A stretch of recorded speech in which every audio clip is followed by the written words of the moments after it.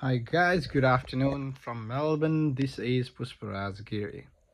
Welcome to my YouTube channel. As you guys know that I have been discussing a lot in my previous videos about my bank account getting frozen, and most of the people has come in a chat and told me what is that group, where I can get access to the group. um, it's just a WhatsApp group, so I might have send you an email.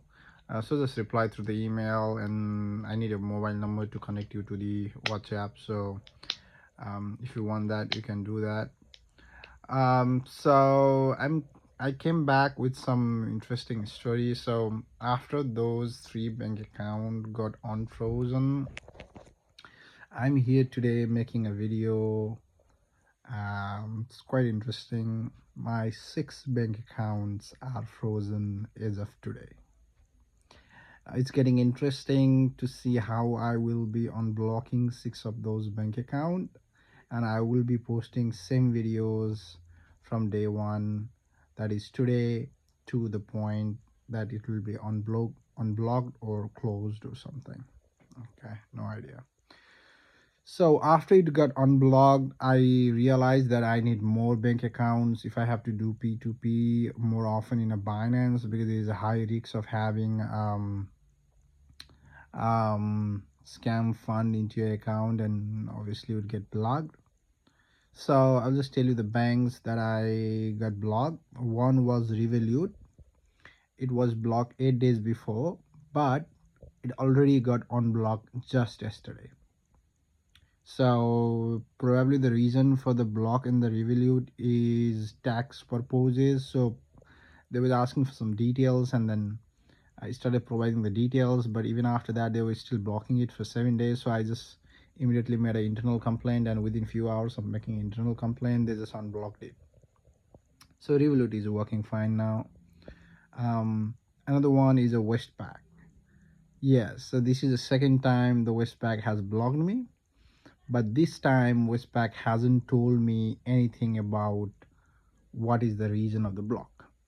But I do realize that I was making few payments, and I made around 5,000 and something, $5,047 to one of the guy in a P2P to buy something, because the tax season is about to end and I don't want to have my liquid cash hanging around the bank, right? So I made the payment, and immediately after making a payment, it got blocked. And when I gave them a call, it happened this morning. When I gave them a call, they told me to go to the branch tomorrow with a photo ID, and then the bank people will help. Before that, they actually asked me, why are you sending this fund? Who are you sending this fund? So I thought I would just be honest and tell them, because it's a legal thing whatever I'm doing. So I told them like, oh, it's a cryptocurrency, I want to buy cryptocurrency from Binance and this and that.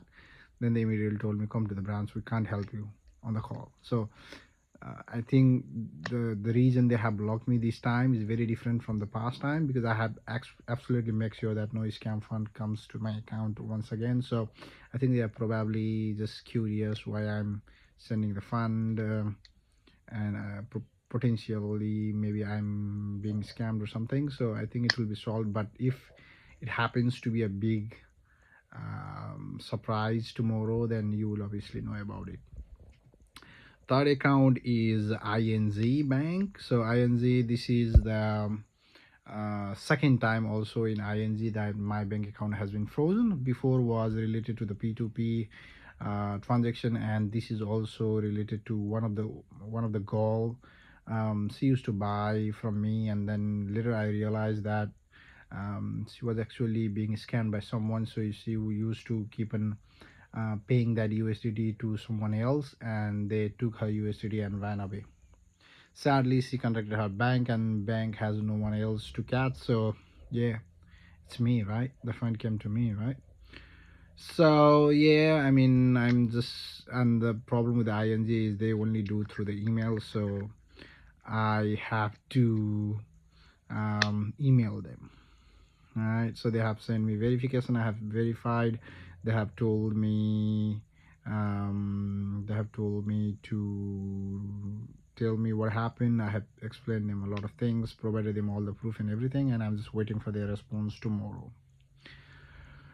And the another bank that was blocked was BankWest. So BankWest sends me an email exactly mentioning what are the amount that were considered as scammed. So the same woman who paid me in the ING had also paid me in the BankWest. So my BankWest also got frozen. So yeah, they have asked me for some details and documentation and proof that the fund belongs to me, and I have already sent it through the email, and they have actually been helpful. I mean, they do communicate, they do reply through the email, and they do say yes, thank you for sending, or thanks for the update or something, but they are doing the investigation. Another one is Macquarie Bank. This one is interesting because the same woman who paid me in the ING bank and who also paid me in the BankWest also paid me in the Macquarie Bank. But the interesting thing with the Macquarie Bank was they just closed my account. They didn't even told me um, to. I mean, this is the first time actually, but they didn't told me to actually email. They didn't told me to anything. They just blocked my account.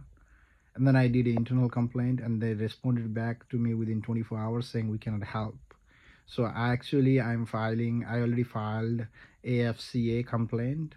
And now Macquarie Bank has responded back to me saying we will look after it. I mean, we will try to solve it. So the worst is Macquarie Bank. And the another one is NAB.